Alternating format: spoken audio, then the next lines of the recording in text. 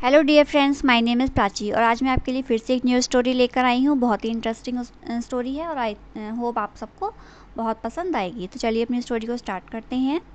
हमारी आज की स्टोरी का टाइटल है द माइजरली मर्चेंट, यानी एक कंजूस व्यापारी। माइजरली यानी कि कंजूस, मर्चेंट यानी कि व्यापारी, कंजूस व्यापारी की एक स्टोरी है और आई होप आप सबको बहुत पसंद आएगी। तो चलिए स्टार्ट करते हैं। वंस यानी कि एक बार, देयर वॉज अ मर्चेंट, एक व्यापारी था। देयर का यूज़ यहाँ पे सब्जेक्ट के रूप में किया गया है। कोई किसी भी अधूरे सेंटेंस को पूरा करने के लिए देयर का यूज़ हम सब्जेक्ट के रूप में कर सकते हैं, ठीक है। तो once there was a merchant, एक बार एक व्यापारी था। Having a lot of gold, जिसके पास काफ़ी सारा सोना था। लॉट ऑफ यानी काफ़ी सारा उसके पास सोना था। ही मेल्टेड इट डाउन, उसने इसे पिघला लिया था। मेल्टेड माने होता है पिघलाना। इन अ लंप यानी एक गांठ में, सोने को उसने एक गांठ में पिघला लिया था। लंप माने होता है गांठ। And buried it in a pit, buried माने होता है दफनाना या फिर गाड़ना। इन अ पिट, पिट माने गड्ढा, गड्ढे में। He melted it down in a lump and buried it in a pit, उसने इसे एक गांठ में पिघला लिया था और एक गड्ढे में गाड़ दिया था। उसने सोने को पिघला लिया था और एक गड्ढा खोद के उसमें सारा सोना भर के गड्ढे को बंद कर दिया था। ही वॉज वेरी हैप्पी, वह बहुत खुश था। That he had hidden his gold safely, वह बहुत खुश था कि उसने अपना सोना सुरक्षित तरीके से, सुरक्षित रूप से छिपा दिया है। हाइड की थर्ड फॉर्म होती है हिडन, ठीक है। पास्ट सेंटेंस में इसकी थर्ड फॉर्म लगाई जाती है। ही वॉज वेरी हैप्पी, वह बहुत खुश था कि ही had hidden his gold safely, safely यानी सुरक्षित तरीके से, उसने सुरक्षित तरीके से अपने सोने को छिपा दिया था। सो यानी कि इसलिए he kept gloating, he kept gloating over his treasure, वह सोचता रहता था। ग्लोटिंग यानी मतलब संतुष्ट तरीके से सोचता रहता था। ही केप्ट ग्लोटिंग, वह सोचता रहता था। ओवर हिज ट्रेजर, अपने खजाने को। Almost all the time, gloating माने आप ये भी कह सकते हैं कि देखता रहता था या फिर उसके बारे में सोचता रहता था। He kept gloating over his treasure, treasure माने होता है खजाना। ऑलमोस्ट लगभग, ऑल द टाइम पूरे time. He kept gloating over his treasure almost all the time, वह हर समय अपने खजाने के बारे में सोचता रहता था या फिर उसको देखता रहता था।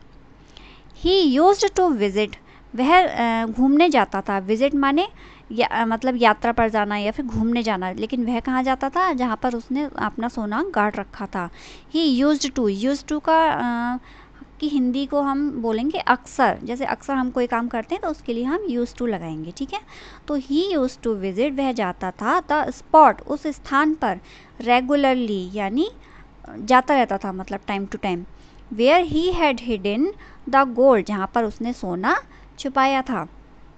He use to visit the spot regularly where he had hidden the gold, जहाँ पर उसने सोना छुपाया था वहाँ पर वह अक्सर जाता रहता था। वन ऑफ हिज फ्रेंड, उसके एक मित्र ने, was keeping an eye, keeping an eye यानी कि नज़र रखना, on him. One of his friend was keeping an eye on him, उसका एक दोस्त उस पर नज़र रख रहा था। एंड वन डे, और एक दिन, ही डिस्कवर्ड द सीक्रेट, उसने जो सीक्रेट यानी कि जो रहस्य था उसका पता लगा लिया। डिस्कवर्ड माने होता है पता लगाना। ही डिस्कवर्ड द सीक्रेट, उसने पता लगा लिया कि आखिर इस गड्ढे में क्या है और जो व्यापारी है वो वहाँ अक्सर क्यों जाया करता है। तो one day he discovered the secret, एक दिन उसने इस रहस्य का पता लगा लिया। एंड वन नाइट, और एक रात को, he went to the pit, go की सेकेंड फॉर्म होती है went. He went to the pit, वह गड्ढे में गया। एंड डग, डग माने होता है खोदना, और खोदा। द गोल्ड, सोने के लिए। लम फॉर हिमसेल्फ, तो सोने की गांठ अपने लिए खोदी। And one night he went to the pit and dug the gold lump for himself, और एक रात वो गड्ढे में गया और सोने की गांठ को अपने लिए खोदा। ऑन हिज नेक्स्ट विजिट, अपनी अगली यात्रा पर। टू द स्पॉट, उस स्थान पर अपनी अगली यात्रा पर। द मर्चेंट, जो व्यापारी था। लेमेंटेड, लेमेंटेड माने होता है विलाप करना, रोना। ऑन फाइंडिंग नो गोल्ड, वहाँ पर सोना ना पाने पर, वहाँ पर उसने सोने को नहीं पाया और वो विलाप करने लगा। ओवर देयर, वहाँ पर। On his next visit to the spot the merchant lamented on finding no gold over there.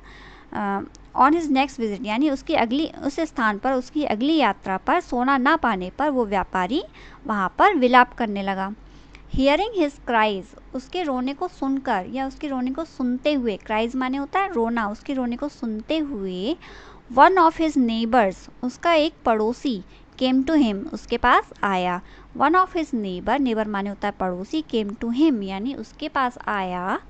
And asked, और पूछा, व्हाट द मैटर वाज, क्या मामला था, मतलब आखिर तुम क्यों रो रहे हो, क्या ऐसी बात है, तुम किस बात पे रो रहे हो। वॉट द मैटर वाज, क्या मामला था, मैटर माने होता है मामला। द मर्चेंट रिप्लाइड, व्यापारी ने उत्तर दिया, रिप्लाइड यानी कि उत्तर देना। द मर्चेंट रिप्लाइड, व्यापारी ने उत्तर दिया, आई एम रूंड, मैं बर्बाद हो गया हूँ। रूंड माने होता है बर्बाद होना, मैं बर्बाद हो गया हूँ। Someone has stolen my treasure, किसी ने मेरा खजाना चुरा लिया है। स्टोलन माने चुराना, माई ट्रेजर, ट्रेजर माने होता है खजाना। Someone has stolen my treasure, किसी ने मेरा खजाना चुरा लिया है। द नेबर, जो पड़ोसी था, कंसोल्ड हिम, कंसोल माने होता है सांत्वना देना, मतलब उसको सांत्वना देने लगा, उसको चुप कराने लगा। पड़ोसी उसको सांत्वना देने लगा और बोला, योर मनी, तुम्हारा पैसा, वॉज लाइंग यूजलेस, बेकार पड़ा हुआ था। लाइंग माने पड़ा हुआ था, यूजलेस यानी कि बेकार, बिना मतलब अप्रयुक्त। Your money was lying useless, तुम्हारा पैसा बेकार पड़ा हुआ था। नाउ यानी कि अब, एटलीस्ट माने होता है कम से कम, it will be of use, यह किसी के काम आएगा। टू समवन, किसी के, समवन एल्स यानी किसी और के। Now at least it will be of use to someone else, अब कम से कम यह किसी के काम तो आएगा। तुम्हारा पैसा तो वैसे भी बेकार पड़ा हुआ था, तुमने से उसको गाड़ के रख दिया था, लेकिन अब जबकि वो किसी और के पास है, कोई और से ले गया है, तो कम से कम वो उसके काम तो आएगा ही। तो फ्रेंड्स मोरल देखते हैं, अनयूज रिचेज, जो अप्रयुक्त धन है, रिचेज यानी कि धन, अप्रयुक्त धन है, अप्रयुक्त यानी बिना यूज़ करा हुआ, बिना उपयोग का जो धन है, आर यूजलेस, वो बेकार होता है। अनयूज रिचेज आर यूजलेस, बिना उपयोग का धन बेकार होता है। धन बेकार पड़ा होने से अच्छा है कि वह किसी न किसी के काम आ जाए। तो फ्रेंड्स आपको ये स्टोरी कैसी लगी, आई थिंक पसंद आई होगी। तो अगर पसंद आई हो, अच्छी लगी हो, तो प्लीज़ लाइक, सब्सक्राइब और शेयर ज़रूर कीजिएगा। Thank you friends.